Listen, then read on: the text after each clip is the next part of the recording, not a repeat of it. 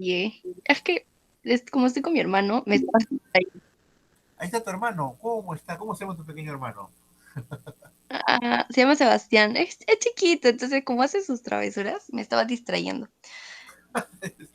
Muy bien. Hola, ¿qué tal, jovencito? Que te vaya muy bien en todo. Éxitos y ayúdense entre ustedes. Siempre, siempre. Los hermanitos se ayudan. Un historiador. Muy bien. Que te hagan lo que él quiera. Muy bien. Ahora sí. Bien. Entonces, vemos nosotros que el mayor conquistador, y esta separata viene de la lectura de la deidificación de Alejandro Magno, ¿ah? Por si acaso. Ya viene de la deidificación, así que por ahí ustedes pueden ir avanzando en la lectura, ¿no? Ustedes saben que de las lecturas vienen los exámenes. Aunque les comentaré que en esta oportunidad, para el examen final, dos preguntas van a venir de las tareas, ¿no? Es decir, una va a ser sobre las fuentes griegas y otro va a ser sobre las fuentes romanas. Vayan anotando, ahí tienen las preguntas que son de análisis de trabajos, creo que le doy 3 puntos, ¿no? ¿Sí? Sí, sí, creo, ¿no? Ya, muy bien. Entonces, ya, pues ahí tienen 6. ¿Ya? Así que ya tienen por ahí, ¿ya? No sé si 2 o 3 puntos, creo que 3, creo, ¿no? Pero sí, dos de las preguntas van a ser sobre las fuentes griegas y sobre las fuentes romanas. ¿Ok? Así que, ahí pues, vayan ustedes haciendo un buen trabajo. Recuerden que acá, ya está puesta la fecha del trabajo, ¿no? Nicole, aprovechando que estás ahí con la tecnología, con las páginas, dime, ¿la tarea para qué fecha está, por favor? ¿Para qué viernes? Creo que le he puesto viernes, no me acuerdo si es viernes 13 o viernes 20. La que habla sobre las fuentes romanas. 20 de agosto está, profe.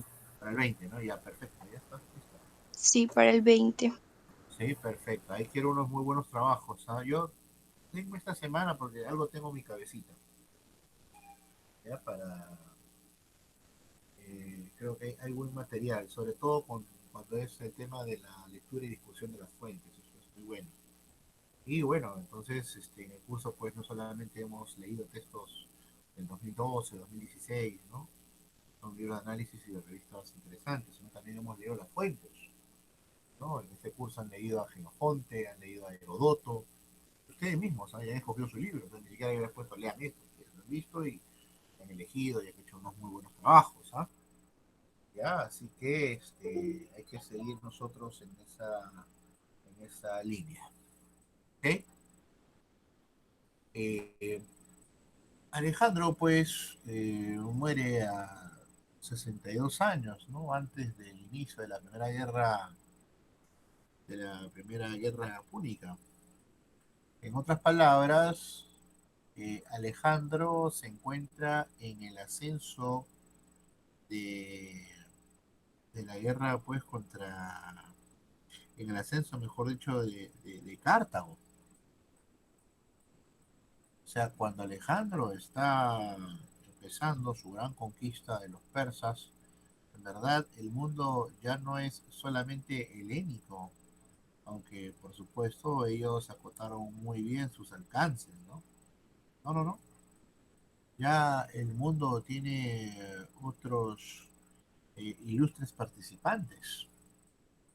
Estamos hablando del Imperio Naval Cartaginense y estamos ya en la República Romana, consolidando su espacio y progresivamente avanzando, es decir, avanzando en la conquista de la península itálica, ¿no? Uno de los detonantes, ¿no? En general va a ser la expansión de los romanos hacia el sur, ¿no? Finalmente llegar a la isla de Siracusa, ¿no? Bueno, de aquello ya nos ha mencionado extensamente pues nuestros amigos Ángela y Gianfranco, ¿no? Entonces hay que tener esa perspectiva, ¿eh? De historia comparada, o al menos se sugiere que se tenga al momento de trabajar a Alejandro, porque se cree pues una visión completa, el ecoidal. ¿No? El ecoidal significa pues comparada, ¿no? Comparada abiertamente. Pues simplemente creeríamos que el mundo son los griegos y los persas, y no es así. Ya Cartago es un imperio. Y ya Roma es una república que se está extendiendo hacia el sur. Y luego eso, palabras más, palabras menos, detonará la guerra final entre estos dos grandes leones, ¿no? Qué bonito, ¿no? Gaby, una consulta. ¿Ese texto de Espinal, de dónde es? ¿Ah? ¿Quién es? Me causa un poco de intriga. Sí, profesor. Lo que él hace es en realidad un paralelo histórico y yo lo veía más como si estuviera como si fuera un texto literario, por eso que no lo tomé en cuenta, ¿no? Como fuente del trabajo, pero sí me pareció interesante las citas, ¿no? Que me propuso. Sí, muy bonito. A mí también me ha gustado mucho, ¿ah? Está bueno para mi face. Te lo voy a poner ahí. Está bonito. Me ha gustado, me ha gustado. Muy bien. Yo no puedo compartir tu cita porque se va a ver tu nota, pero me gustaría que la leas en voz alta, esa frase que le has puesto como parte de la contraportada. Adelante, por favor, para empezar ya acá con el tema de Alejandro. ¿Se puede?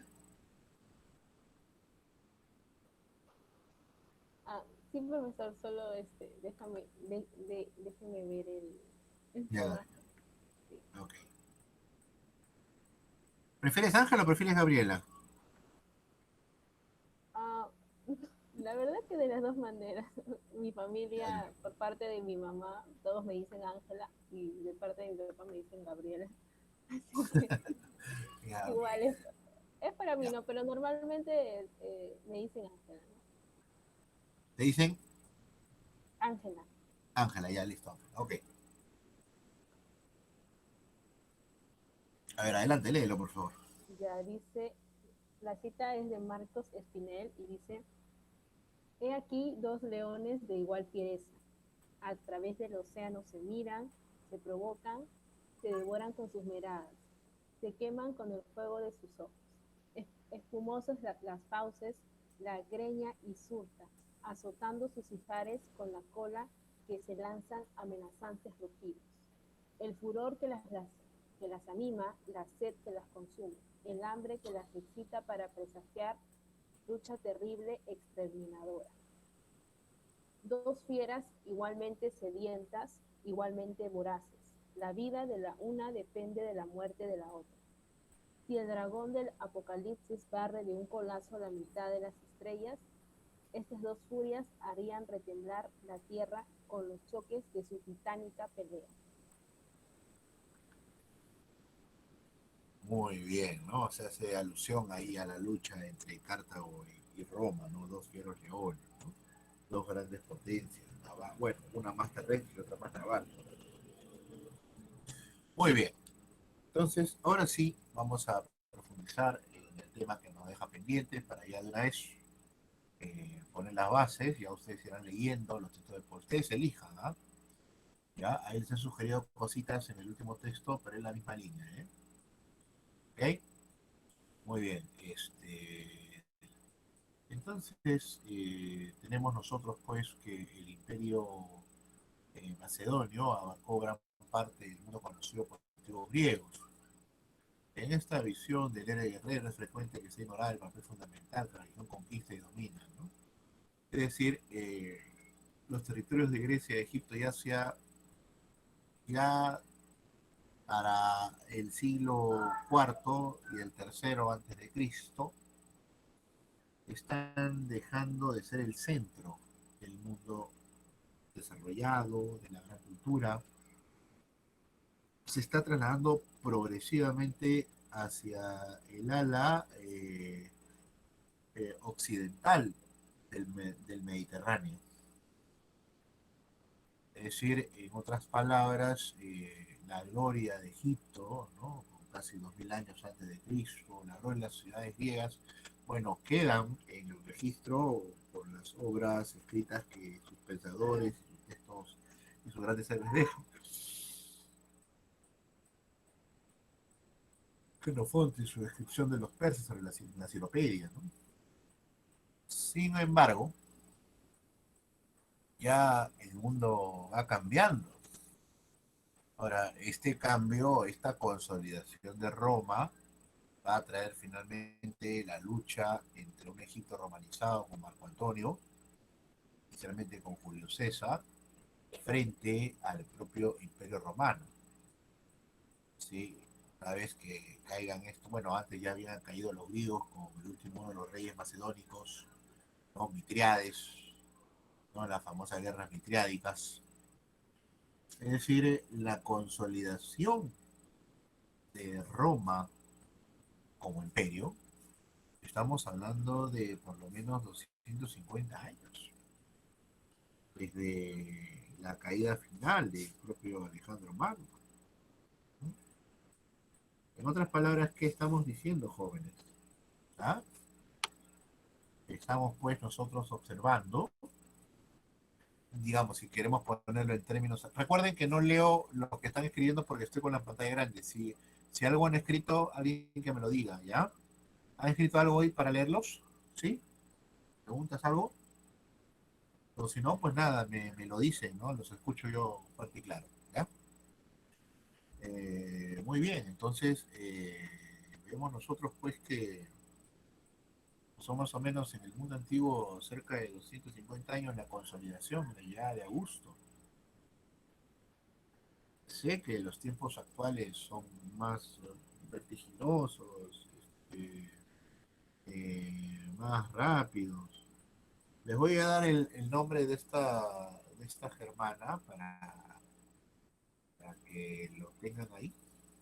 ¿Sí? Voy a... Eh,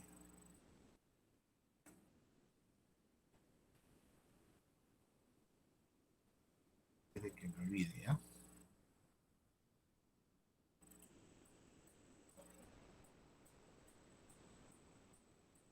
Acá lo voy a pasar, ¿ya?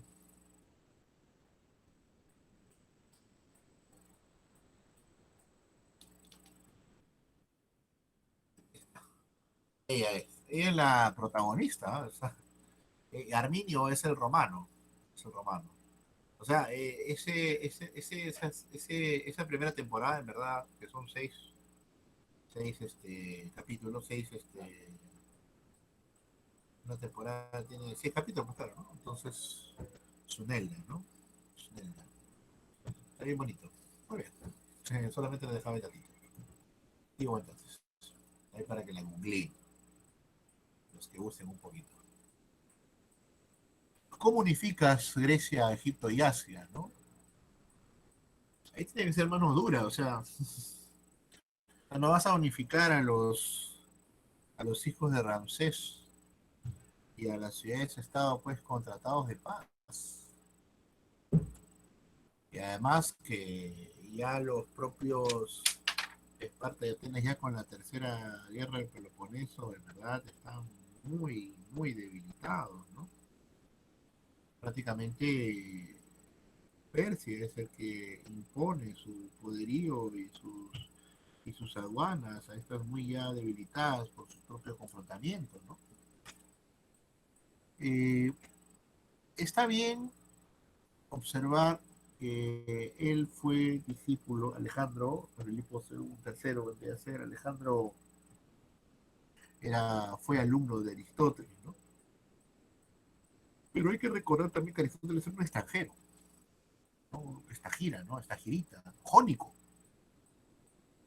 Entonces, de alguna manera, el propio Aristóteles, pues, impregnó, era un esclavo, el ser docente en esa época era ser esclavo, ¿no? Bueno, él era esclavo, preceptor, bajo el dominio pues de su padre, ¿no? De Filipo II, el padre de Alejandro, ¿no? Hay algo interesante en la figura de Alejandro y es la que nosotros vamos a resaltar, que repito, esto viene del análisis del texto de la deidificación de Alejandro Magno, ¿eh? Así que hay que repasarlo. Además, ustedes saben que gran parte del examen viene de las lecturas. Ya les dije que dos van a venir de los textos de los griegos y de los textos de los romanos, ¿no? Así que hay que buscar hacer un buen trabajo. proteger las religiones, ser emisario de los dioses que se van conquistando, es una visión muy de avanzada para la antigüedad. Y en ese aspecto, Alejandro Magno cumplió a cabalidad. Tuvo también pues un ejemplo con su padre. Su padre formó el reino de Macedonia, ¿no? A pesar de lo debilitado que estaban producto de la Segunda Guerra del Peloponeso, las ciudades estaban, lo consideraban los macedonios unos bárbaros, porque no practicaban pues la democracia, etcétera, etcétera. Pero en verdad había otro tipo de convivencia, de cinecismo, ¿no? Y era el que en Macedonia se gobernaba sobre todo con soldados. O sea, si se busca alguna referencia de cómo se formaba un imperio, Macedonia es el ejemplo más claro al respecto. Entonces, gran parte del mérito que tuvo el rey Alejandro Magno lo tiene por su padre, ¿no? Es decir, con su padre encontramos nosotros una posición en realidad no solamente de poder, sino también de eje comparativo en el ámbito religioso. Es decir, no hay que quitarle méritos al padre. El padre es por el hijo y el hijo dignifica al padre. Eso es algo muy, muy importante. Bueno, esa visión novelesca, ¿no? Que hizo James Cameron, ¿no? Sobre Alejandro, ¿no? En verdad, hay una figura de mucho respeto hacia la figura de su padre. ¿No? Lo que nos interesa es para porque conversar sobre una biografía de Alejandro pues sería bastante grande, bastante grosso. No sé si Alejandro está en Plutarco, ¿ah? En Plutarco tiene varias biografías muy interesantes que ustedes van a analizar, ¿no? Además están leyendo textos de la época y yo muy feliz con ello, ¿no? Eh, entonces encontramos nosotros del culto civil a su persona al culto universal. No es lo mismo. Acá tenemos la apoteosis, ¿no? Apoteosis es el asalto al cielo de un Antoninus Pius. Antoninus es uno, Pío Antonino es uno de los 5 imperatores buonos. Estamos hablando del 90, del 88, 84 después de Cristo, ¿no? Entonces, este ascenso al cielo no tiene nada que ver con el cristianismo. Estamos hablando de la plena efervescencia del Imperio Romano. Y ahí ven ustedes el símbolo del águila, miren ustedes. Ahí la ven. ¿No? Entre los dioses Atenea Minerva y entre lo era Vestal, ¿no? Entonces con eso también caemos en la cuenta pues de que ese traslado de dioses no es automático, pues, ¿no? O sea, que sean herederos de los griegos, eso es válido, pero hemos visto con gráficos, por ejemplo, con la ciudad de Nageria de Alfa Yum, que los romanos también nos hacían problemas con los cultos a los dioses egipcios, ¿no? Muy pragmáticos al respecto, pero esto a través de muchas generaciones. Bueno, esto indica pues que la conquista del sur, que era principalmente griega, va a tener mucha influencia en la estructura social, jerárquica y religiosa de los propios romanos. Entonces, dentro de su propia política religiosa, cobra un lugar destacado el culto de su persona, especialmente durante los meses previos a su muerte. Como principales características podemos anotar, recuerden siempre la línea de la antropología histórica, ¿no? Es una visión que particularmente nos ayuda a comprender y fortalecer toda la historia que estamos nosotros desarrollando, ¿no? A pesar de no tratarse el primer gobernante de ser divinizado, esto siente un precedente. Es que es, sí, el primero en ser detalladamente narrado, descrito, biografiado. ¿Ah? Así que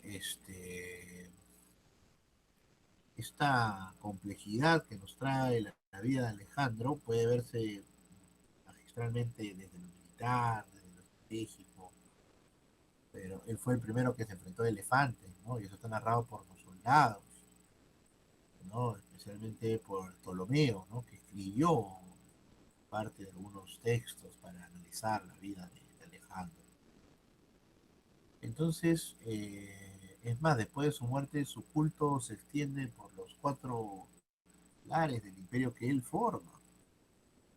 Repetimos, de esto ya había un precedente con su padre Filipo, pero con la fastuosidad y con la diversidad que se presente en las 4 esquinas de los griegos, esto es otra cosa, ¿no? Es que Alejandro nunca perdió una batalla, Alejandro nunca fue vencido, y de alguna manera a sus soldados ellos muy agoreros, ese término, les hacía propicio de que realmente estaba protegido por los dioses, ¿no?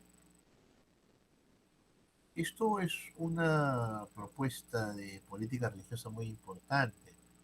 O sea, antecedentes tenemos desde el propio Ramsés, eso sin lugar a dudas, ¿ya? Eso es indiscutible. Pero el formato, el ritual, las expresiones e incluso la coyuntura misma de su muerte, es decir, asesinar a un hijo divinizado o un hijo de los dioses, aunque eso también está en veremos, no se sabe si muere después de una gran, terrible y corta enfermedad, que fue asesinado, todo indica que fue asesinado, pero en verdad, mientras no se encuentren más referencias al respecto, pues poco podemos nosotros dilucidar. Lo que sí diremos es que fue tratado como Dios después de su muerte. Es más, las referencias a la tumba de Alejandro están hasta el año 380 y tanto después de Cristo. O sea, había hasta 2 emperadores lo visitaron. El primero fue Augusto, que fue el primer saqueador, le agarró la nariz y no se sabe si fue adrede o no, le rompió la nariz. Y bueno, ¿qué hizo él? Se la llevó, ¿no? Y estaba disecado. Y el otro que lo visitó fue este gran emperador de origen hispano, que viajó por todo, que viajó hasta Adriano. Otro que lo visitó fue Adriano, ¿no? Hombre visitado por emperadores, ¿no? Aún después de su muerte, aún después de cientos de años. Y ni qué decir, pues, de generales, prefectos, ¿no? Autoridades romanas, ¿no? Estamos hablando después de su muerte. ¿Cuáles serían las consecuencias políticas, ¿no? de la divinización de Alejandro Magno, ¿no? Por favor, si hay de una vez la asistencia, a ver si puede hacerme acordar, de una vez, de una vez, de una vez. Y a ver si no me haces acordar, yo sigo hablando. A ver, vamos a ver, 2 minutos, 2 minutos, 2 minutos. A ver, casi me olvido. Dame un minuto. Ahora mismo, vamos a ver. Voy a abrir, ¿ya? Un momentito.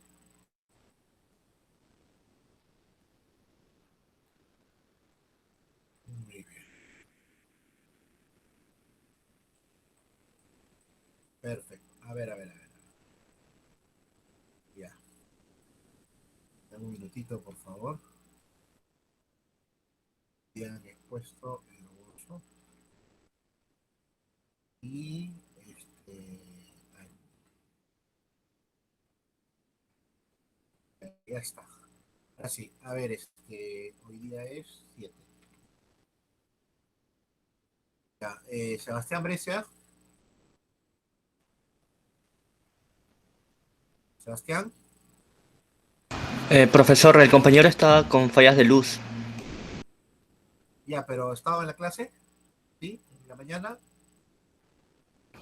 Creo que no. Ya, listo. Hay que me escriba, por si no, ¿ya? No hay problema. Ya, listo. Que me escriba y yo lo considero. No hay problema.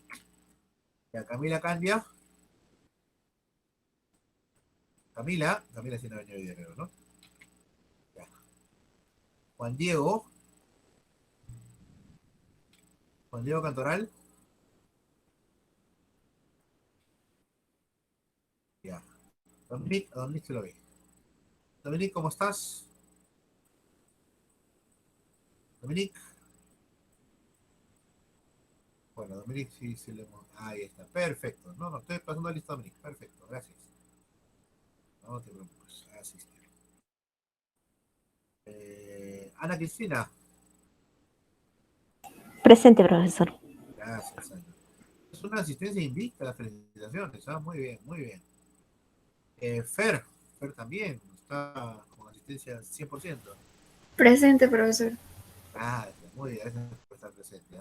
Juan Guillermo también, asistencia 100%. Juan Guillermo. Presente, profesor. Gracias, caballero. Álvaro Daniel. Sí, profesor, ¿qué tal? Buen día. Presente. Gracias, gracias. Eric, ¿la semana pasada estuviste? Profe. La semana pasada. Sí, pero estuve hasta las 10, creo, porque de ahí tuve que falla en el internet. Se me fue la conexión. Ya, ok, ya está ahí. No te preocupes. Eric Anderson. Nuestro amigo Eric viene y a veces no viene. Bueno. Gianfranco, presente, claro. Sí. Ronald Alexis. Presente, profesor. Gracias, Ronald. Carlos Daniel Méndez. Presente, profesor. Gracias. Nicole. Presente, profesor. Gracias, Nicole, bienvenida, muy bien. Joel, ya acaba de... Perfecto, sí, te recibimos. Ángela Gabriela Pérez. Presente, profesor. Muy bien, gracias. Kevin. Presente, profesor. Gracias, señor Kevin. Maffer. Presente, profesor. Hola, Maffer. ¿Cómo estás, Maffer? Me acuerdo. Alejandro Zambrano. Alejandro. Ya, ok, listo. Muy bien, hasta el momento hay buenas calificaciones, ¿ah? Hay nomás que hay uno por ahí que hay que mejorar, pero yo creo que... Profesor, disculpe, me llamó, es que tuve problemas de red. Hermoso. Hermoso, sí. No, claro, sí, respuesta. Ya, perfecto, muchas gracias. No, a ti va bien. Listo, ahora sí voy a seguir con la pantalla. Muy bien. Entonces, el culto hacia Alejandro va a traer también consecuencias a Occidente. Es decir, por primera vez, un emperador es formulado y expuesto como Dios después de muerto. O sea, esta posición rompe todo o inaugura una nueva expresión de religiosidad. Porque estamos hablando de un culto. Es decir, estamos hablando nosotros de toda una serie de ritos, ¿no? El famoso Arapache, ¿no? En el cual se supone que estuvo alguna vez enterrados los restos de Augusto, del divino Augusto, ¿no? Entonces, pues, tenemos nosotros que los emperadores romanos ciertamente van a ver en el culto de Alejandro un antecedente muy importante, ¿no? Un antecedente muy importante para proceder también con sus pautas de divinización. Acá tienen una imagen ustedes de Plutarco, ¿no? Como ven ustedes, ya él nace en plena efervescencia, ¿no? De los reyes, de los emperadores, de la potencialidad de Roma. Era un griego de Paltos, ¿no? Y servidor del templo de Apolo. Ustedes van a leer ya un texto de él, ¿sí? En la biografía que ustedes crean, ¿no? Ya ustedes se dividen el trabajo, ¿no? Hay algunos problemas en torno, pues, a la heurística, al análisis de los textos que nos hablan sobre Alejandro.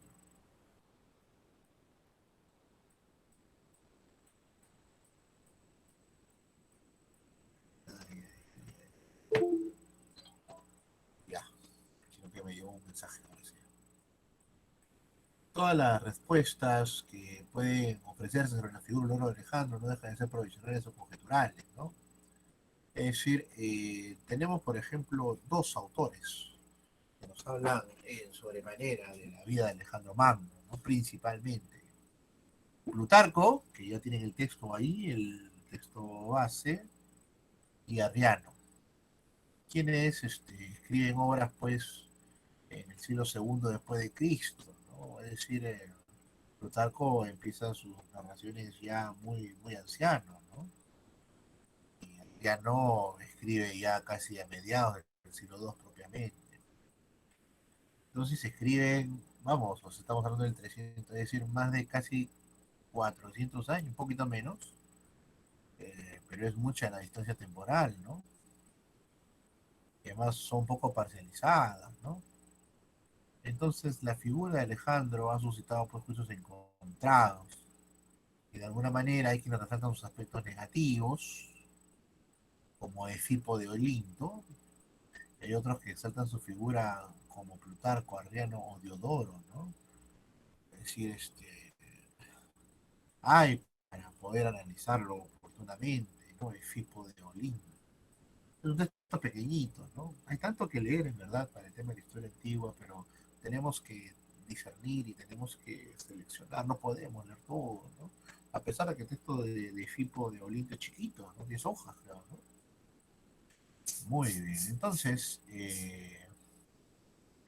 el culto de los monarcas dioses, que tiene un claro antecedente, un tufillo, un olorcillo egipcio persa. Sin embargo, su proceso de consolidación en Occidente pues va a tomar su tiempo, ¿no? Alejandro no va a ser el primer rey en establecer filiaciones con un dios o ser adorado, ¿no? Ya se mencionaba que algunos poemas de Homero había reyes y héroes que tenían como padre a un dios. Aquiles era hijo de Peleo y de Tetis, el famoso Aquiles, ¿no? O había antes era el gobernador Dionisio II, el gobernador de Siracusa. Siracusa siempre es una tierra combativa. Esta península, isla que está casi casi al filo de separarse de la península itálica, ese que tiene forma de triángulo, ¿no? Entonces, de alguna manera, la consideración de descender de un dios era una figura que ya tenía antecedentes en Grecia, pero no con un culto que va a durar por lo menos 300 años después de la muerte, no más. Estamos hablando del culto de Alejandro, él muere en el 320 y tanto, y hay rastros hasta 300 años, o sea, estamos hablando de, pues, ¿cuánto? O sea, poco más de 500 años de culto a la figura de Alejandro Magno. Entonces eso ya son eh, palabras mayores, ¿no? Entonces aquí nosotros vamos encontrando este límite de las filiaciones con Zeus también, ¿no? Es decir, con los principales dioses, ¿no? Apolo, Zeus, Minerva, Tetis, etcétera, ¿no? Aquí los romanos sí le van a dar o sea, los griegos lo dejan con la figura, ¿no? ¿No? Es decir, los griegos lo dejan con la efigie, pero los romanos son muy ricos en simbología y eso es muy importante resaltar. Eso, por ejemplo, para los jóvenes que trabajaron con las lecturas de arte, ¿no? Aquí, por ejemplo, tienen ¿no? El Orbis, ¿no? Y tienen también el cetro del poder, ¿no? Muy sencillo, pero muy contundente, ¿no? Este es Augusto Júpiter. Estatua del siglo I después de Cristo, es decir, ya cuando Augusto había muerto. O sea, el culto a Augusto estaba pues muy extendido para el siglo I. Es decir, podría hacerse un trabajo de investigación tranquilamente siguiendo las pistas del culto a Augusto, el primer emperador romano, ¿no? Entonces, estamos hablando de héroes y de dioses. Y de eso, por ejemplo, acá en los Andes también hay registro. El tema, por ejemplo, de Pachacute. No, es que pues, hemos visto, hemos leído en tono principalmente histórico clásico, las crónicas, ¿no?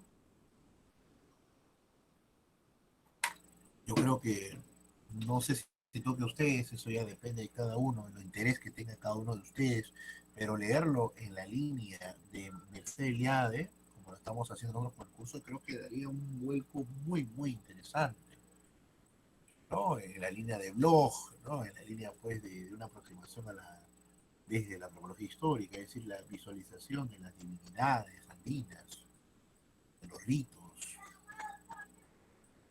¿no? Entonces tenemos todo todavía por andar, ¿no? Entonces, pues, tenemos grandes hombres, dioses menores griegos, ¿no? Para los griegos, los políticos eran hombres poderosos y autores de hechos heroicos, por lo que en algunos casos particularmente destacados también habían llegado a ser adorados como dioses. Ahí, antes de continuar, vamos a ver si hay preguntillas, ¿sí? No, no, ahí seguimos entonces. Por favor, recuerden sí que ustedes pueden preguntar lo que gusten, ¿ah? Muy bien, muy bien. Ah, no he pasado ni... Ya les corregí el trabajo de los griegos, ¿no? Sí, sí, ya los corregí. Eso es lo que no lo he pasado. Ahora lo voy a pasar a mí. ¿Ya? Sí, pero ya les corregí, ¿no? Ronald, ya les corregí el trabajo de los griegos, ¿no? Sí, sí creo, ¿no? Sí, profesor, ya lo corrigió. Excelente, excelente. Gracias, gracias. Muy bien. Sí, lo que me falta es pasar porque lo que no les puedo mostrar tampoco el Excel, porque el Excel está en las notas de todos, está también ya. Son buenas, son buenas. Solo por ahí uno que me sacó un poco bajo, ¿no? Desaprobatorio en el parcial, pero seguramente subirá en lo que viene, ¿no? Muy bien. Entonces, aquí encontramos nosotros que entre los héroes y los dioses, para el caso ya del siglo IV y del siglo III antes de Cristo, va a ser una definición de mucha valía en el periodo romano. Miren cómo se conecta la divinidad que estamos analizando nosotros en el caso de Alejandro Magno con el asentamiento del poder político, militar y religioso de los emperadores romanos, ¿no? Uy, plancha, licuadora de botellas, muy bien. Fierro catre botella. No, este pide motor. ¿Ves? Muy bien, no, son bien quisquillosos. Una vez leí un motor de una aspiradora, no, este es de plástico. Esquivar, no digo nada. Muy bien, seguimos. Quieren motor de metal, eso quieren. Ah, bueno, pues se entiende, también seguro es más necesario, ¿no? Muy bien, entonces tenemos a los grandes hombres y los dioses menores griegos. Para los griegos, los políticos eran hombres poderosos, autores de hechos heroicos. Un ejemplo de divinización, por ejemplo, sobre todo el caso de los griegos más apartados de la Grecia Magna. O sea, los griegos que están en contacto con las colonias griegas que están en contacto con Oriente son las más propensas a las divinizaciones. Eh, Eso es, por ejemplo, difícil de hallar en la península. Solón no era dios. El otro gobernante de Esparta, ¿cómo se llamaba? El que reformó Esparta, Licurgo. Licurgo no era dios. No había un culto a las imágenes de Solón y de Licurgo. ¿Por qué? Porque esto no es parte de la cultura peninsular helénica. Miren la distancia y la diferencia. Los macedonios son helénicos, pero tienen un formato de divinidad muy distinto al que tienen los griegos peninsulares. Es más parecido el de los macedónicos con el de los griegos jónicos. Y es más, recordemos que en Genofonte encontramos que algunas colonias prácticamente al griego ni se les entendía. ¿Ah? Acá tenemos a los tiranos de Siracusa, ¿sí? Un tipo de gobernante. No tomen en literal, ¿no? Los tiranos, ¿no? Los tiranos son otra cosa en Grecia, si lo hemos conversado. Sí, son unos gobernantes extraordinarios, en el sentido de que están fuera del orden. En el sentido de que están fuera del orden, ¿no? Entonces, este gobernante, pues, va a tener una posición de tener unas reglas morales que va a causar también el desasosiego de sus propias comunidades y la acusa. Es decir, se entiende que de alguna manera hay una influencia griega en los romanos, pero aquel que diga que es un trasvase de culturas, está perdido en el espacio. No es ningún trasvase de cultura, no es ningún trasvase de Dios. Allá sacamos a Zeus y lo ponemos a Júpiter, ¿no? Estamos hablando de cientos de años, por lo menos entre 300 años. ¿No? Es decir, no es una dilucidación automática. ¿Mm? Y miren que solamente estamos hablando de la parte divínica de Alejandro. Imagínense si trajéramos o si conversáramos sobre la parte estratégica, sobre la parte militar, sobre la parte política. Wow, nos quedamos sin rollo, ¿no? Muy bien, juventud, muy bien. Qué bonito, de verdad que esto de conversar con los griegos, además ustedes ahora han leído a los griegos, ahora van a leer a los romanos. Así que creo yo que estamos haciendo bien, ¿no? Me gustaría preguntarles, a ver, sobre los textos, un poquito para poder dialogar también, ¿no? A ver, ya sé, ya me acordé. Este es su momento, ¿ya? Me acuerdo porque siempre ¿no? Me dijo, ¿no, profesor? Más tardecito. Maffer, ¿dónde estás, Maffer? A ver, cuéntame, ¿qué te pareció? A qué griego leyeron, por favor? A ver, ¿dónde está nuestra alumna Maffer Sosa? Adelante. Maffer. Maffer. No hay Maffer. Uy, no hay Maffer, no hay Maffer. A ver, Maffer, eran la una, las dos, y a las... Voy a poner por acá. Llamando. Señorita.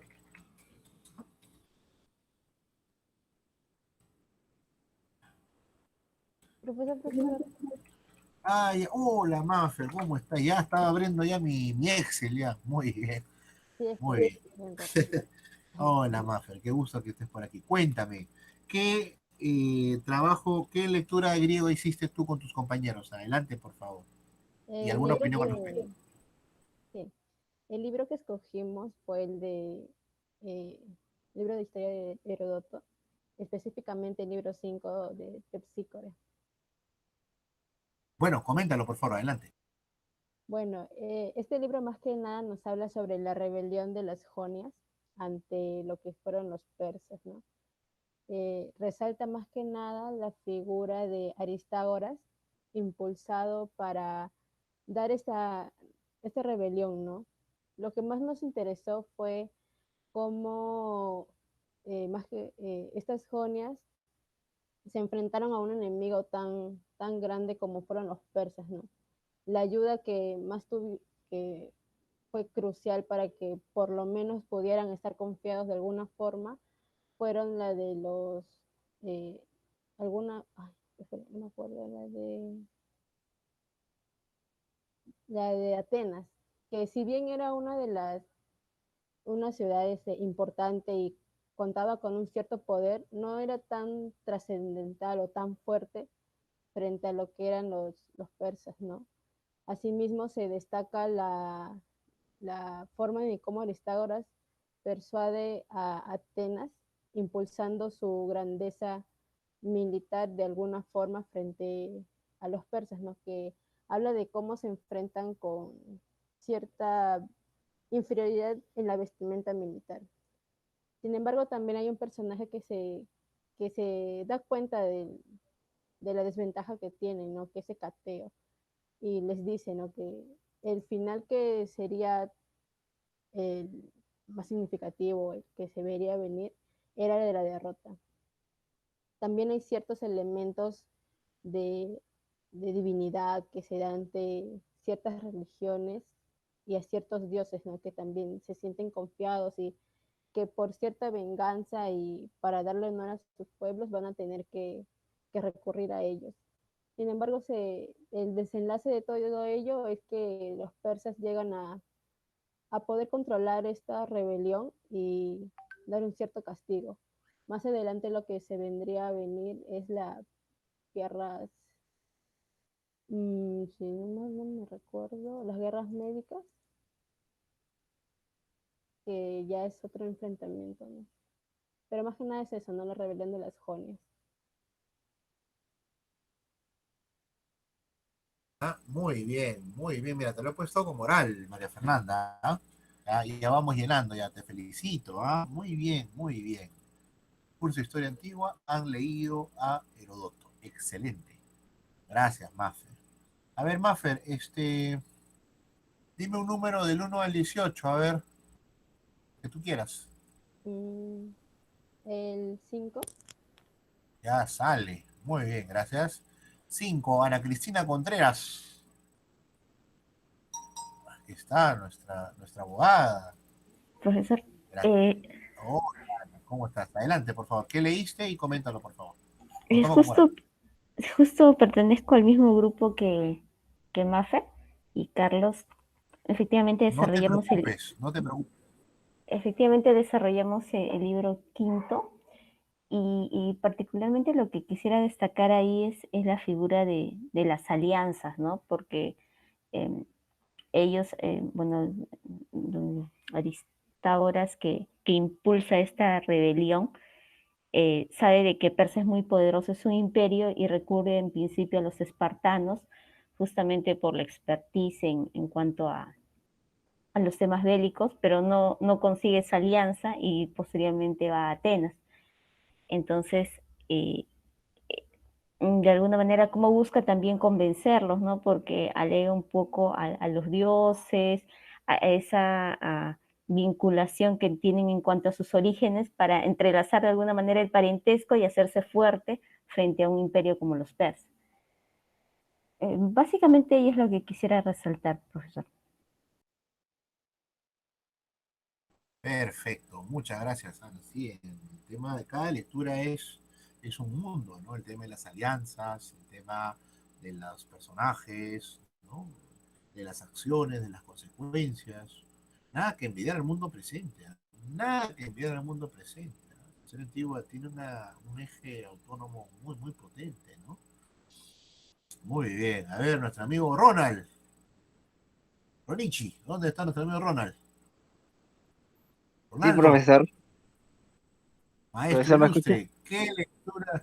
Te escucho fuerte y claro, Ronald. ¿Qué lectura eligió tu grupo? Y comentarios, por favor. ¿Qué griego eligieron ustedes?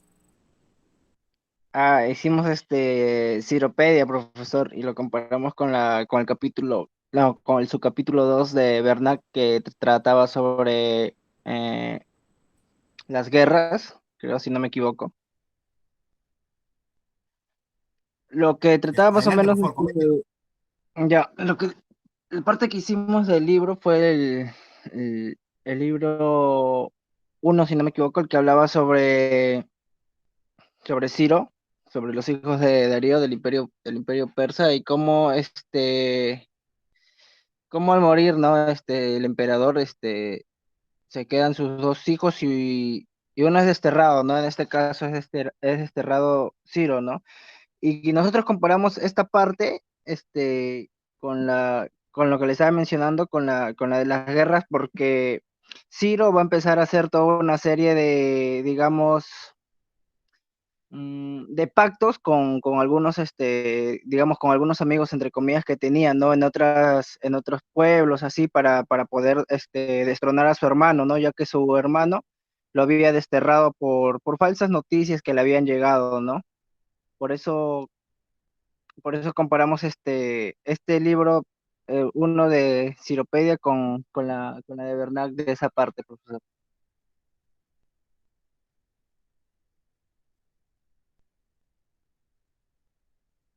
Muy bien, muy bien, muy bien. Está bien, Ronald. Es oportuno, ¿sí? Para este capítulo, por favor, profundizar más en la lectura propia del autor de la época, ¿sí? Es una compulsa, ¿ok? Eso creo que también le sugerí un poquito en sus alcances. Muy Ronald, muchas gracias.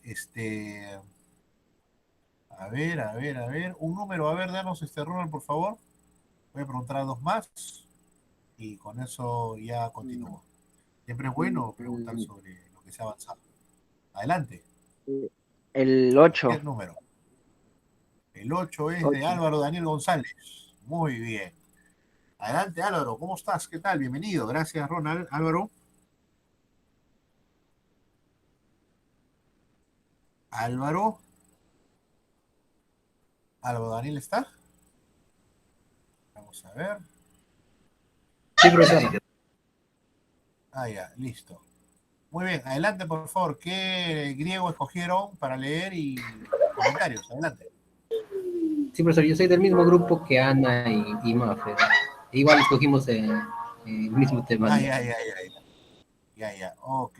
No, ya, sí, ya listo. A ver, danos el nombre de un compañero, pues el número o nombre, como gustes, ¿ah? Yo igual acá tengo los números del 18. Voy a ver aquí en sentencio. Dale, nomás, con confianza, todos son estudiosos. Compañero, Ya, no hay ningún problema. Rosa Fernanda será uno. Rosa. Muy bien, Fer, muy bien. Fer, gracias. Fer, el público te aclama. ¿Dónde está Fer? ¿Fer? Parece que alguien me odia, profesor. No, al contrario, te estima porque quiere que participes y te ganes un buen moral. Al contrario, Sí, claro, sí. La envidia se nota. No te preocupes. Fer, por favor, ¿qué griego escogió vuestro grupo y comentarios al respecto? Dale. Seropedia, profesor, igual que Ronald. Creo que Ronald ya le dijo todos Ya. los detalles, así que no sé qué más No me decir. dijo todos los detalles. Bueno, ¿Qué la verdad. capítulo? ¿Ah? ¿Qué? Bueno, sí, lo comparamos ¿Qué lo que libro es la o capítulo de descripción. enciclopedia? Ay, no me acuerdo, profesor. No, en serio no me acuerdo. Ya, no te preocupes. Ya saben que, por favor, para la lectura de los romanos que van a hacer, tienen tres. Tienen Polibio, tienen Plutarco y tienen Tito Livio. ¿Sí? Entonces hay que profundizar. Por eso le dije un solo librito, ¿no? Y ese es compararlo, ¿sí? Entonces tienen que ustedes ahí sacarle el jugo a cada una de esas lecturas, ¿no? Muy bien. Yo sí quiero preguntar directamente a uno de los trabajos porque me pareció muy bueno. A ver, todos han sido buenos, por cierto, ¿no? Pero digamos que estos trabajos me llamaron mucho la atención. A ver, vamos a preguntar. Bueno, uno ya salió la duda, ¿no? Muy bien. A ver. Voy a. Ángela y Oso, mira, ellos también. A ver, Ángela, ¿cómo estás? Adelante. Sí, profesor. Ángela, Sí. adelante, por favor, cuéntanos, ¿qué Estaba... griego eligieron y algún comentario? Se ya. te escucha fuerte y claro, adelante. Ya está bien. Sí, estaba recordando, porque es un trabajo que ya de la semana antepasada, me parece. Pero elegimos Herodoto y nos centramos en la batalla del Maratón, profesor. Y pues estuve consultando algunas fuentes también, aparte de esa, y también pude ver un video que me sirvió, ¿no? Para el trabajo, ¿no? Entonces, lo que puedo decir es que los griegos, ¿no? No pueden ser considerados como una nación como tal, ¿no? Porque estaban pues organizados bajo estados independientes, ¿no? Entonces había, digamos que, disputas regionales, sobre todo, por ejemplo, con Esparta, ¿no? Entonces, en una de esos enfrentamientos con Esparta, está pasando el avión, resulta que ellos piden ayuda a los persas, ¿no? Y los persas aceptan, ¿no? Pero lo llamativo de esto es que ponen sus condiciones, pero las condiciones que los griegos entendieron eran pues totalmente diferentes a los que los persas estaban pidiendo, ¿no? Porque ellos pidieron ofrendas de tierra y de agua, y lo que para los persas es que prácticamente Grecia sea una colonia, ¿no? Perdón, que Atenas sea una colonia de los persas, ¿no? Pero los griegos no lo entienden de esa manera, ¿no? Simplemente creen que se trata de un ritual, ¿no? Y cuando llega el momento, ¿no?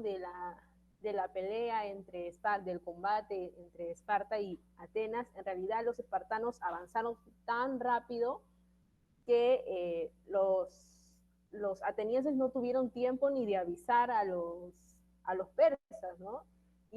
Increíblemente, pues, los atenienses logran vencer a los espartanos. Entonces, pues, de esta manera los persas se sienten totalmente burlados y pues es una, digamos que empiezan como un camino para poder vengarse de esa situación, ¿no? Y una de ellas, por ejemplo, es pues esta batalla del Maratón, ¿no? Con Darío. Y en realidad, pues, esto va a continuar con Jerjes y así sucesivamente, pero en la batalla del Maratón resalta la figura de Milciades, ¿no? Ellos eran totalmente inferiores en números, en infantería a los persas, ¿no? Pero él en un discurso, pues, se levanta y convence a Calímaco, que tenía el último voto, ¿no? Porque eran 10 votos y más uno, pues se podían desempatar, ¿no? Y bueno, ¿no? Está la estrategia, ¿no? De Milciades, de que pues escoge un espacio muy, muy pequeño para que no puedan avanzar, ¿no? Y también después, una vez que logran vencer en ese espacio, luego pues es el turno de la caballería de peso, ¿no? De los persas, ¿no? Entonces, nuevamente tienen que cambiar de estrategia, pues, y hacia el centro las falanges griegas hacia el centro eran débiles y hacia los laterales estaban los lados más fuertes, ¿no? Y de esa manera, en el centro los persas iban ganando terreno, pero hacia los laterales no era así. Entonces, pues, la estrategia consistió en que poco a poco los vayan, pues, reuniendo hacia el centro para que puedan, pues, vencer totalmente, ¿no? Y bueno, obviamente que fue una gran hazaña lo que hicieron, pues, los atenienses. Eso es todo, profesor. Disculpe, creo que me extendí. No, está muy bien, está muy bien. Es decir, este conflicto no solamente cultural, sino también religioso, que no deja estar al lado de lo político. Es que esa es la propuesta de la historia antigua. ¿Eh? Muy bien, te lo he colocado también como oral. ¿Eh? Te felicito. Profesor, Gianfranco, adelante. aprovechando Adelante, por que favor. mi compañera participó y todo lo interesante que mencionó, ¿no? Hay que también recalcar la figura de lo religioso que también acaba de mencionar, pero eso también relacionado a lo que es el oráculo de Delfos, que jugó un papel muy importante durante el desarrollo, no solamente de la Primera Guerra Púnica, sino de todo el conflicto en sí. Pues a este recurrían principalmente para sus decisiones, sus futuras decisiones, de lo que iban a hacer y de lo que no. También hay que recalcar que las guerras médicas constituyen ese simbolismo, ¿no? De la figura del bárbaro en la concepción griega, porque lo adaptan con aquellos que son, por así decirlo, rudos, irracionales, y creo que ese pensamiento perduró incluso hasta en la época romana, ¿no? Y hasta la actualidad, por así decirlo, vemos a los orientales como algo extraño. Es por eso que ese es el simbolismo de la Primera Guerra Médica y todo el conflicto en sí. Los griegos aparecen como democráticos, igualitarios, frente a los bárbaros que son tiránicos y jerárquicos. Bueno, ese es mi comentario, profesor. Gracias. Claro, es que ¿quiénes eran los tiranos? Dice, ¿quiénes aparecen como tiranos? Los bárbaros, los persas. Los persas, lógico. Estamos leyendo los griegos. Ese Ajá. es un asunto. Y ese pensamiento no solamente está ahí, ¿no? Sino hasta la actualidad ha perdurado, ¿no? Y lo que es asombroso. O sea, puede decirse que esa es una batalla trascendental de todas las guerras médicas, ¿no? Porque van a marcar el pensamiento de lo netamente occidental. Y no solo eso, sino que ese formato de escribir, como bien señalas, no podría decir o no, aún con las lecturas que tenemos encima, o añitos más, añitos menos, que es una especie de compleja contradicción que hasta hoy persiste. Claro, hay una polarización entre el oriental y occidental, ¿verdad? Y sigue persistiendo. E incluso en la forma de escribir, ya está la parte historiográfica que has mencionado, ¿no? En verdad, no sabemos hoy en día que los historiadores contemporáneos que versan sobre la historia del siglo XX o del siglo XXI hablan de persas, hablan de los griegos, ¿no? Es decir, hay una especie de formato de lo civilizado, de lo correcto frente a lo incivilizado, ¿no? Es decir, seguimos en esta discusión de hace más de 2000 años. Claro, eso más que nada Estamos hablando relacionado a las fuentes subjetivas, ¿no? Que siempre se inclinan hacia el bando occidental. Y eso no solamente se puede apreciar en las guerras médicas, sino también en las guerras púnicas, ¿no? Como lo mencionamos al principio de la clase en la exposición. Esa subjetividad que marca, ¿no? La narrativa, los diálogos, de todo, pensando que lo oriental es lo malo y lo occidental es lo bueno. Así está marcada esa polarización. sí, y más bien hay que hacer ahí un alcance a nuestra amiga a Nicole.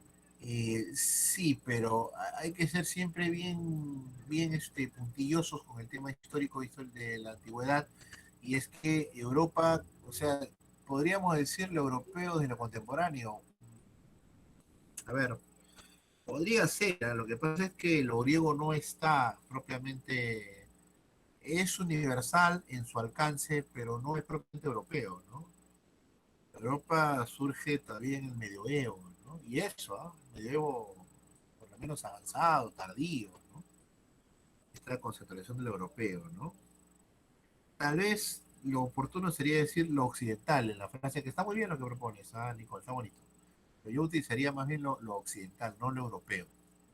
¿Sí? Para ser más puntual en el tema de historia, de todas maneras somos un poco puntillos, ¿no? De todas maneras. ¿Sí? Muy bien, muy bien.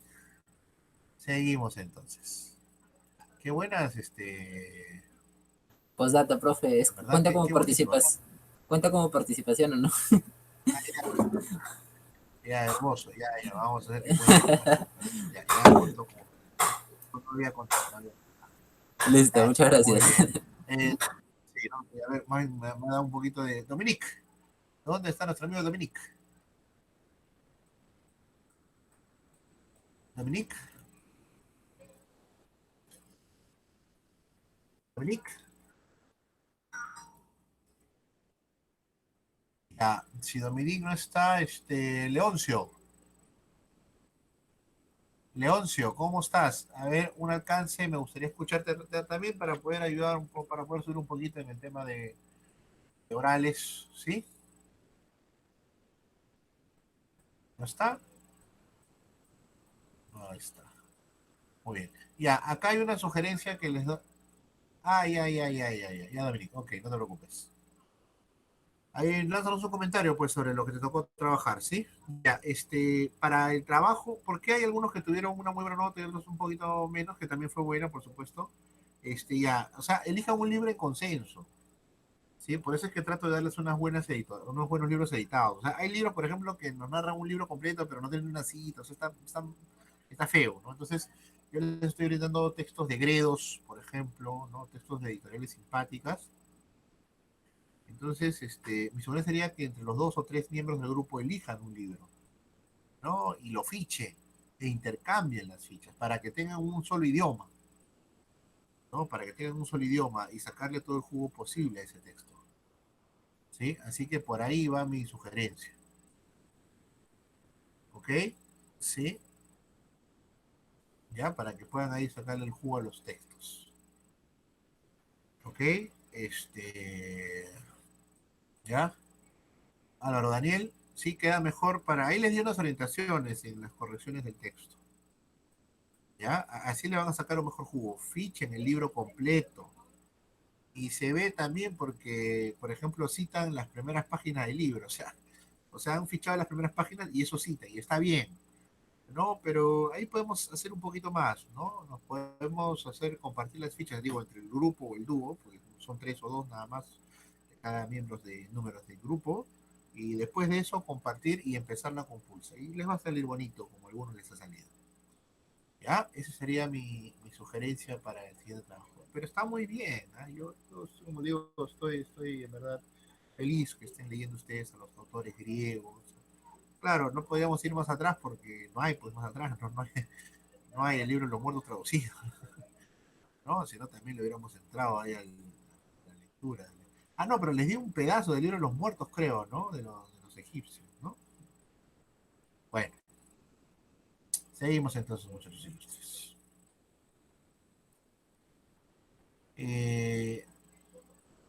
Ciertamente, Filipo ya tenía previsto atacar, a las ciudades de la península. O sea, era ya una noticia a voces que había juntado un poderoso ejército, ¿no? O sea, claro, lo que no sabían los griegos es que ellos no eran el objetivo, ¿no? Porque claro, un lugar abierto como Macedonio, ¿no? Con más de 300 caballos, ya es una batalla fija que van a ganar ellos, ¿no? Así que había sobradas razones para pensar que eran los peninsulares los que van a promover el asesinato de Filipo II. Con ello, se observa ya algunos aspectos que Alejandro Magno va a iniciar. O sea, su ascenso es demasiado sorpresivo. Se calcula que Alejandro no tenía pero ni 25 o 26 años y que no había completado todos los procesos de ciudadanía plena que, por ejemplo, tenían los espartanos y con los cuales hemos conversado. Y es más, de las primeras acciones, a la muerte de su padre fue la deidificación de su padre, es decir, convertirle en Dios, ¿no? Y esto es algo que va a seguir en el culto a Alejandro Magno. Es más, los registros de su culto, y repito, ustedes lo van a ver en el texto sobre la deidificación de Alejandro, se va a ver en Tasos, en Eritras, en Coinon Jónico, en Teos, e incluso en Egipto, en Siwa. Es más, es en esta ciudad donde en el año 529 se hace o se describe, así como nosotros nos cae el tema de la extirpación, bueno, los romanos fueron los primeros extirpación de idolatrías que hay, ¿no?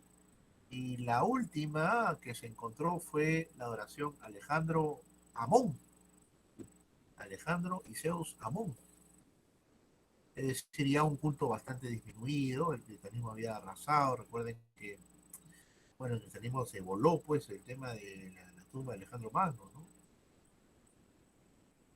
Entonces, vemos nosotros, pues, que en el desierto de Siwa se encuentra el último reducto de adoración, ¿no? Del cristianismo, ¿no? Muy bien. Hay un texto mayor también, hay un texto, ¿sí? Antes de continuar, ¿alguien tiene, por favor, alguna pregunta sobre el trabajo, ¿sí? ¿O queda ya más clarito? ¿Sí? Si hubiera alguna pregunta, porque quisiera que sigan ustedes con esa muy buena calificación, ¿ah? Que han sacado. Entonces, hay algo ahí que yo pueda colaborar en buena hora. ¿Ah? Ya, bueno. Entonces sí, entonces ahí les queda Plinio, Plutarco, o darles uno más si gustan, ¿ah? Que habla justamente sobre las guerras mitriádicas, o sea, sobre la toma final de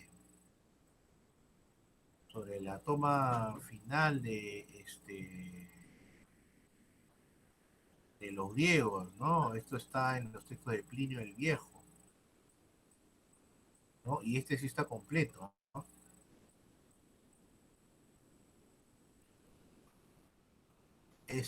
Plinio el Viejo es el que va a dar mucha lectura desde el punto de vista romano y sobre su libro de Plinio se llamó Historia Natural, ¿no? Y en este libro hay toda una división desde la cosmogonía, los griegos, aquí es donde, por ejemplo, se puede encontrar una relación progresiva de la continuidad, no, sino de la recepcionabilidad y apertura de los romanos hacia los dioses griegos, porque los griegos son sus esclavos, ¿sí? Bueno, ya me bajé el libro, pero si no lo quieren, pues no está, no hay problema. Ya, sí, este es, ¿ya? Muy bien. Ya, listo. No, ya tienen ya bastante también, ¿ah? Ya tienen bastante, así que ya mucho lo estoy cargando. Disculpen ustedes, me emociona a veces. Bien, y además, recuerden algo que antes que me olvide, bájense todos los libros y bajen todos los artículos, porque una vez que termine el curso, yo cierro el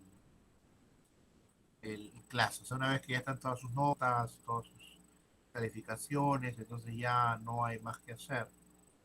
¿Sí? Entonces vayan bajándose los textos, los libros, etcétera, etcétera, ¿no?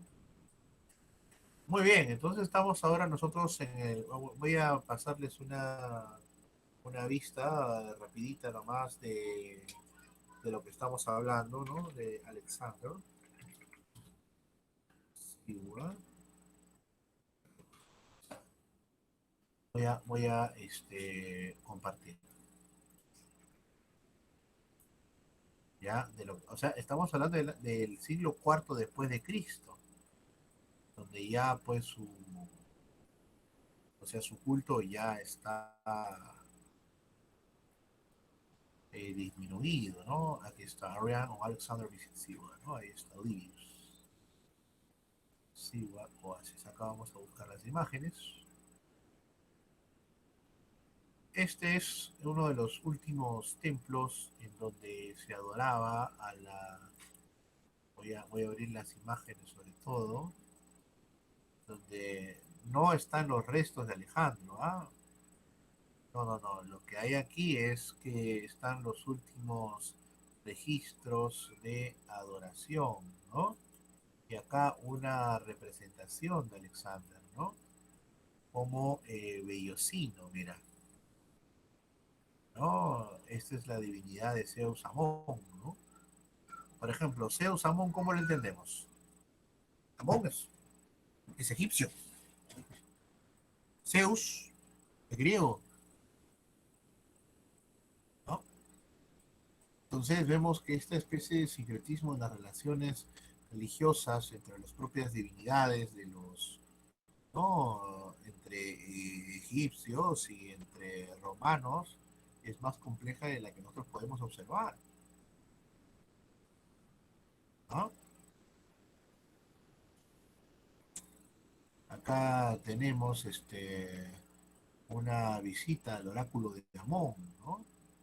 Este es el oráculo de Siwa, en el desierto de Siwa, en donde hay pues es todo un complejo que ha sido dedicado al culto y a la imagen de Alejandro Magno, miren ustedes. Es más, la propia construcción está entre lo griego y lo romano, es decir, esta especie de sincretismo arquitectónico es bastante más amplio que nosotros podemos sopesar. ¿No? Bueno, entonces con esto nosotros estamos completando esta compleja información en torno a la posición de las distintas divinidades, ¿no? ¿Sí? Muy bien, muy bien. Entonces, ciertamente la marca, pues, de Alejandro Magno es bastante más compleja, ¿no? Y nosotros podíamos sopesar. Y es que otra de las pautas que ayudó a un culto de casi 800 años de la figura de Alejandro, estamos viendo desde un punto de vista antropológico histórico, religioso, es esa relación entre Amón, Amón-Ra, que ahora va a ser Amón-Sius. Entonces, ¿cómo comprender este complejo entramado sincrético, religioso, entre las distintas divinidades? Vamos a ver nosotros un hecho muy importante y algo que le va a costar, una de las pautas que le va a costar, y eso está en la lectura sobre todo la de Arriano. Arriano menciona que él es el que propone el tema del asesinato por sus coetáneos, ¿no? Porque aseguró que Alejandro no se arrodillaba ante nadie, pero Alejandro, al verse pues tratado como Dios en vida, tanto en Egipto como en Persia, el dominio que él tiene, existía la prosquinesis, en latín el adoratio, ¿no? Que es el acto de expresión solemne de respeto por los dioses y el pueblo, ¿no? Es decir, la venia, ¿no? El agachar la cabeza o hacer una genuflexión. Esto, por ejemplo, Arriano lo va a tomar como un símbolo de afrenta hacia sus compañeros griegos, que no van a aceptar la prosquinesis. ¿Sí? No la van a aceptar. Entonces, esto era una práctica común para saludar al rey Dios, ¿no? Ante Jerjes, a Ciro. Pero eso no es nada común, ni es agradable, ni es bienvenido entre los griegos. Así que Arriano va a ser uno de los que va a proponer más bien que este va a ser uno de los puntos de mayor conflicto entre los propios generales y algunos de ellos mucho mayores que el propio Alejandro, ¿no? Esto puede ser un símbolo de contradicción y escándalo. En el caso de la supuesta orden de divinización enviada a Atenas y Esparta, ¿no? Es decir, ya no solamente Alejandro se tomaba a sí mismo un trato divínico, sino también pidió estatuas y adoraciones de su persona en sus dominios de las islas y las regiones del Peloponeso y de Macedonia,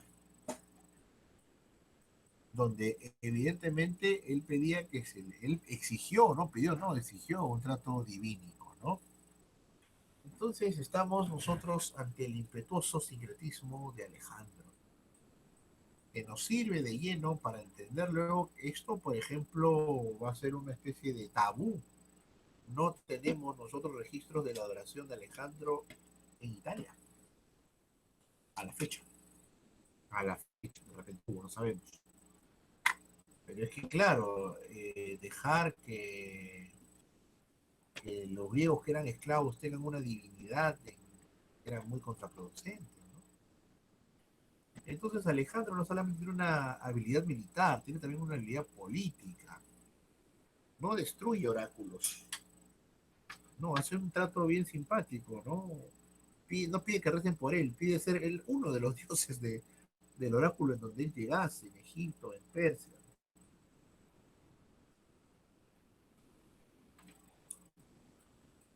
Alejandro entonces, aún las crónicas distantes, nos aclaran pues que evidentemente era muy consciente de su legitimidad divínica. Él conquistó lo que conquistó no porque era hombre, sino porque era Dios. ¿Se ve la diferencia de distancia? En esto fue más cauto Alejandro, Augusto, ¿no? Y se ve también la distancia con los anteriores. Genofonte sobrevivió pues a una masacre, a una carnicería, ¿no? Pero en ningún momento se consideraba, una cosa es considerarse afortunado de los dioses y otra cosa es considerarse Dios. ¿Qué les parece?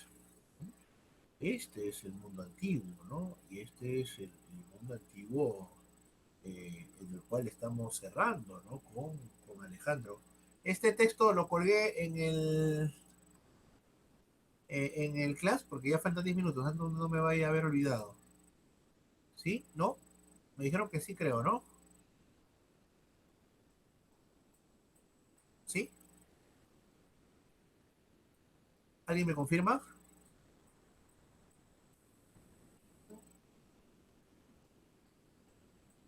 Sí, ya, perfecto, gracias. Sí, porque ya la próxima estamos con los romanos. Muy bien. Entonces, ahora, la legitimidad divina, o sea, tampoco es una transposición de Dios. Ya, ven acá y tú acá y él allá. No. Acá vemos nosotros que se requieren unos vínculos divínicos con los dioses locales. O sea, Alejandro en Egipto se toma como descendiente del dios Amón. Y en Tiro, que era una colonia fenicia, ya siglos antes a la formación del imperio de Cartago, único, se relaciona con Melkart, que mencionaron por ahí sus compañeros al principio de la exposición. Es decir, entras en la línea historiográfica gracias principalmente a tu relación con otros dioses de la región. Y no es fácil. O sea, ahora Alejandro lo puede hacer porque tiene también un ejército que lo respalda. O sea, el tema religioso no se aleja del tema militar.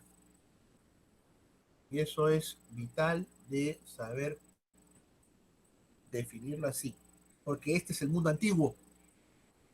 Aquel que quiera ver la conquista de Alejandro, sin ver la parte divínica, totémica, está leyendo en forma muy incompleta el mundo antiguo. ¿Sí? Es más, no se lee así el mundo antiguo. El mundo antiguo se lee con un chamán al costado. ¿Sí? Se lee con un oráculo al costado. Todo un ejército se detiene porque el oráculo de Delfo dice que no es posible por uno atacar. ¿Cómo leen eso? ¿Eso es militar? ¿Eso es estrategia? De ninguna manera. Ese es el mundo antiguo.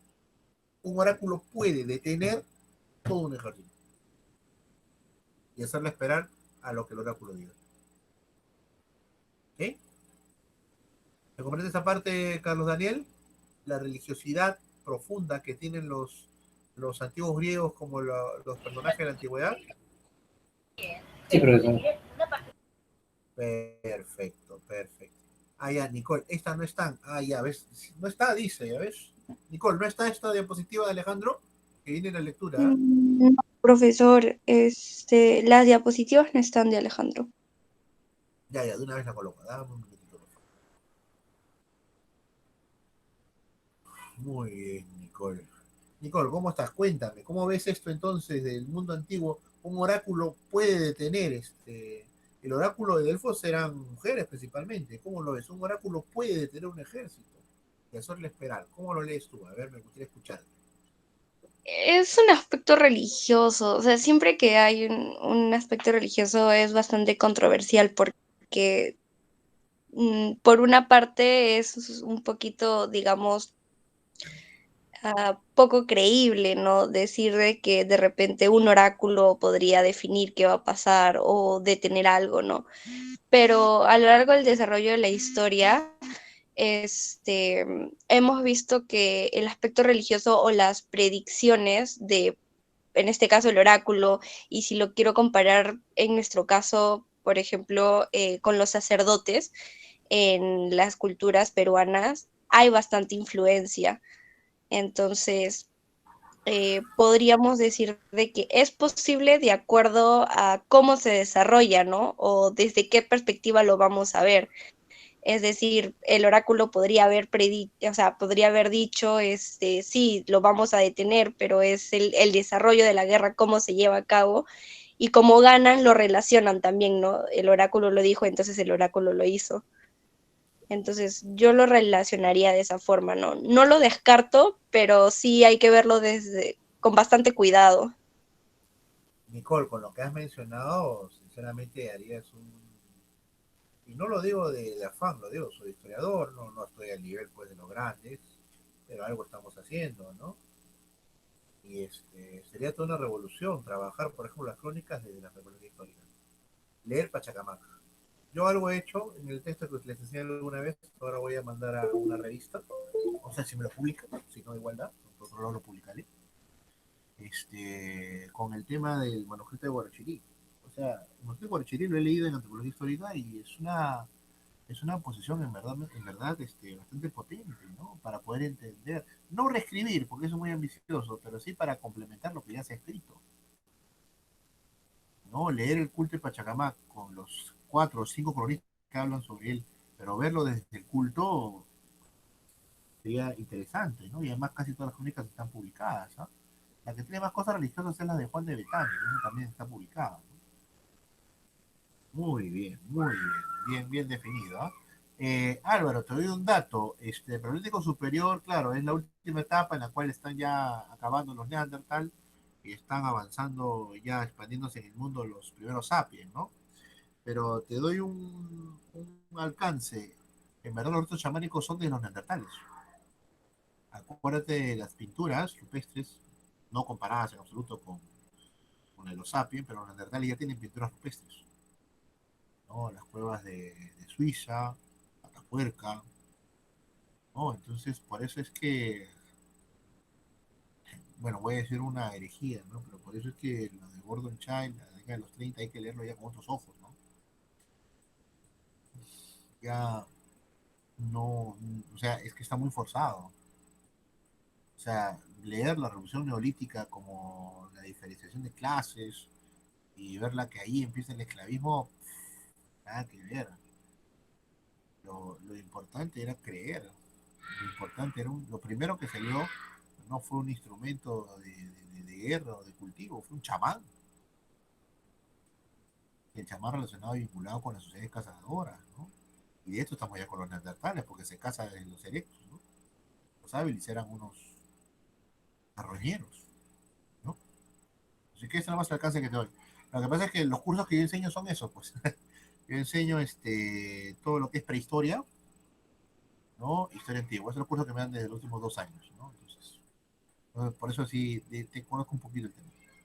De ritos chamánicos, o al menos registros de ritos chamánicos desde el natal. Bueno. Profesor, hay un libro sobre los chamanes, sobre la historia claro, del doctor. A ver, no sé si puede recomendar. Ahora, ya, de una vez. ¿Pero en el Perú o en dónde? De los dos puede ser, pero de los dos, del Perú y a nivel mundial. Porque acá en el Perú, sobre los chamanes se ve mucho más en Chavín, ¿no? Que recuerde, en la cultura Chavín. Claro, claro. Y en el mundo es a partir de los sapiens, que recuerde, con esto del simbolismo. Neandertales. Sí, pues. Los neandertales ya tenían ritos, sino que eran comunidades muy pequeñas. Ellos los mataba la endogamia y ellos los mataba también la endogamia sobre todo, ¿no? Y además no creamos que los neandertales desaparecen. Acuérdate la vez pasada que le dije que nosotros tenemos 2% de neandertales, como genes, ¿ah? O sea, tenemos genes neandertales, ¿ah? Ojo, ¿ah? ¿Me creen o no me creen para demostrarles? No me creen ustedes, ¿no? ¿Cómo dijo, profesor? No le escuché lo último. Que nosotros tenemos genes neandertales. Demuéstrelo, ya, listo. Uf, máquina. Vamos a demostrar, a ver, a ver, a ver. Luz para mis ojos, ¿no? O como dice Tomás, si no veo y toco la herida, no creeré. Muy bien. Vamos a demostrarlo, muchachos. Vamos a demostrar, ¿ya? Voy a dar un minuto, voy a cerrar.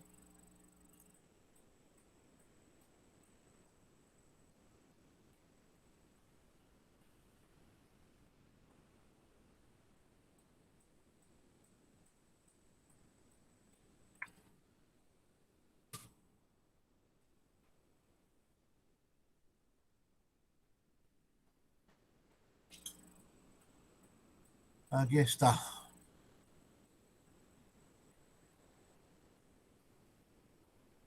Vamos por acá.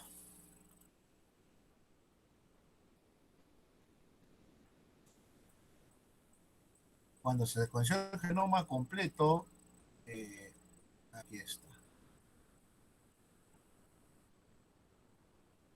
Nuestra especie y el Homo neanderthalensis se entrecruzaron más de lo que se ha supuesto anteriormente. Pues esos que creen que los mataron, no, se entrecruzaron, nos cruzamos. ¿Sí? Y aquí está el dato concreto del porcentaje de genes neandertales que tenemos nosotros. A ver, dame un minuto, ¿ya? Aquí está.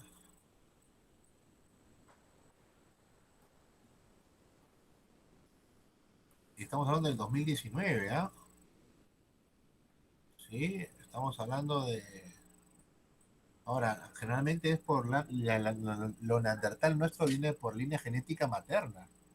O sea, el cruce fue con las mujeres neandertales. ¿Sí?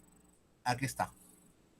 Y estamos hablando de un diario como El País. O sea, ya son dos diarios, ¿no? Es decir, es algo que sorprendió porque esto se supo recién en principio del 2018.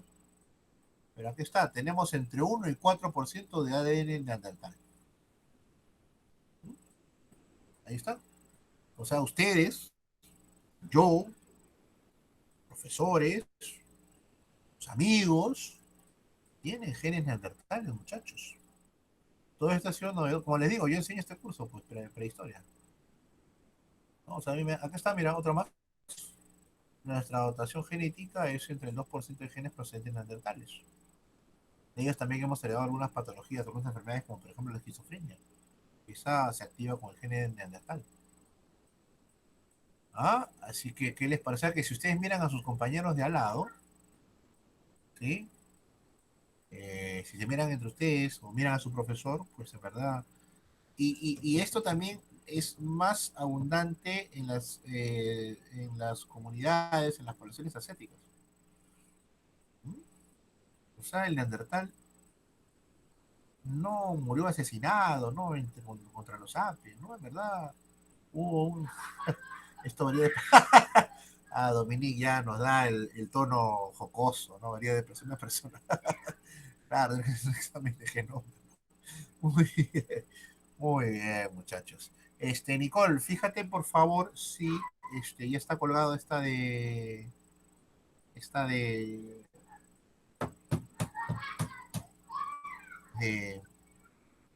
Alejandro. Muy bien.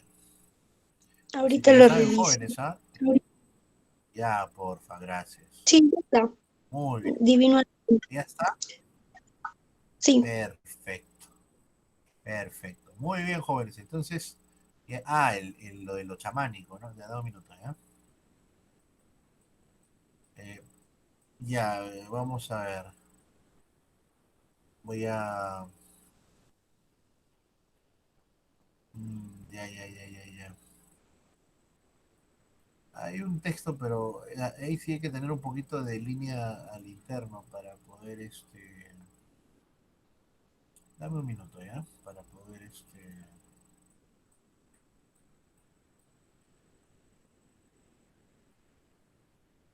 Ya que está.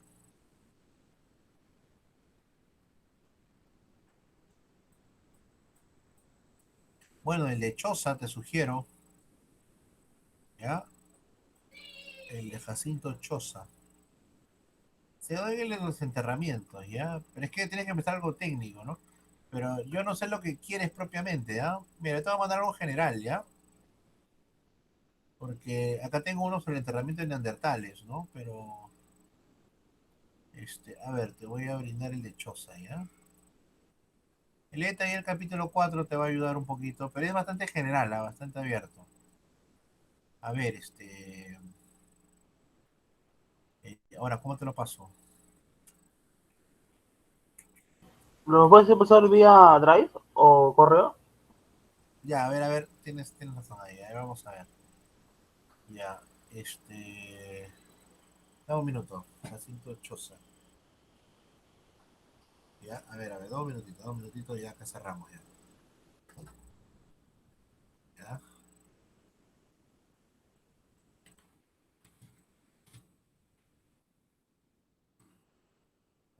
Pues vamos a ver.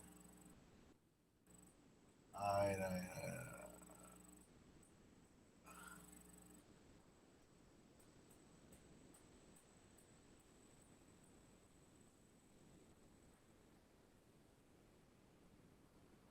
Ya, a ver, vamos a ver, ¿ya?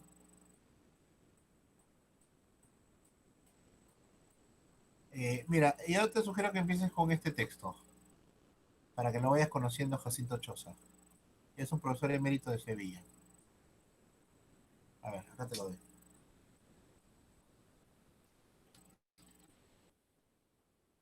Este es algo chiquito. La- la- Él trabaja mucho el tema de...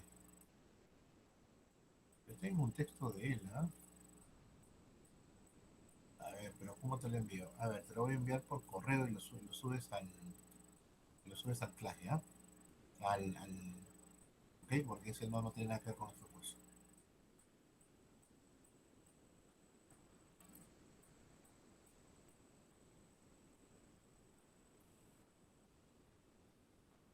Ya,